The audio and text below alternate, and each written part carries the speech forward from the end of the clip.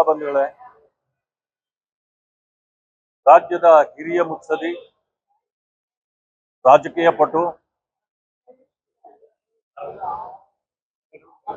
ಮಾಜಿ ಮುಖ್ಯಮಂತ್ರಿಗಳು ಆಗಿದ್ದ ಮಾನ್ಯ ಎಸ್.ಎಂ. ಕೃಷ್ಣಾಜಿ ಅವರ ಅಗಲಿಕೆ ಬಹಳ ನೋವನ್ನುಂಟು ಮಾಡಿದೆ. ಎಸ್.ಎಂ. ಕೃಷ್ಣ ಅವರು ಅಂತಂದ್ರೆ ರಾಜಕೀಯ ರಂಗದಲ್ಲೇ ಒಂದು ದೊಡ್ಡ ಹೆಸರು. ಮಂಡ್ಯ ಜಿಲ್ಲೆಯ ಒಂದು ಕುಗ್ರಾಮದಲ್ಲಿ ಜನಿಸಿದ ಮಾನ್ಯರು ರಾಜ್ಯ ಮತ್ತು ರಾಷ್ಟ್ರ ರಾಜಕಾರಣದಲ್ಲಿ ತನ್ನದೇ ಆದ ಒಂದು ಛಾಪು ಮೂಡಿಸಿದ ಒಬ್ಬ ವ್ಯಕ್ತಿ.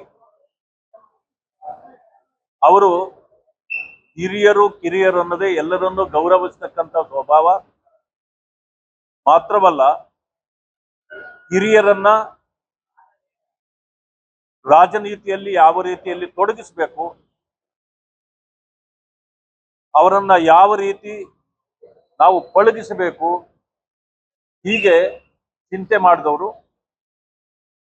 ರಾಷ್ಟ್ರಕ್ಕೂ ಸೇವೆ ಕೊಟ್ಟು ರಾಜ್ಯದಲ್ಲೂ ಕೂಡ ಒಂದು ಉತ್ತಮವಾದ ಆಡಳಿತವನ್ನ ಕೊಟ್ಟ ಧೀಮಂತ ನಾಯಕರು.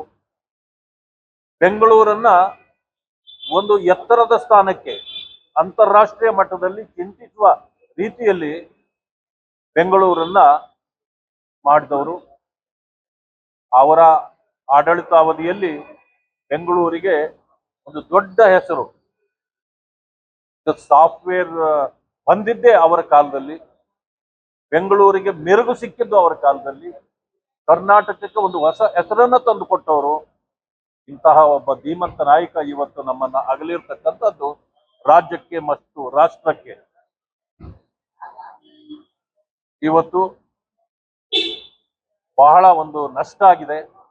ಆ ಕಾರಣದಿಂದ ನಾನು ಭಗವಂತನಲ್ಲಿ ಪ್ರಾರ್ಥನೆ ಮಾಡ್ತೇನೆ, ಅವರ ಆತ್ಮಕ್ಕೆ ಶಾಂತಿ ಸಿಗಲಿ, ಅವರ ಕುಟುಂಬಕ್ಕೆ ಅವರ ಅಗಲಿಕೆಯನ್ನ ಮತ್ತು ಈ ರಾಜ್ಯಕ್ಕೆ ಅವರ ಅಗಲಿಕೆಯನ್ನ ಸಹಿಸಿಕೊಳ್ತಕ್ಕಂಥ ಶಕ್ತಿಯನ್ನ ಭಗವಂತ ನೀಡಲಿ ಅಂತ ಹೇಳಿ ನಾನು ಭಗವಂತನಲ್ಲಿ ಪ್ರಾರ್ಥನೆ ಮಾಡ್ತೇನೆ. ಅಕಲ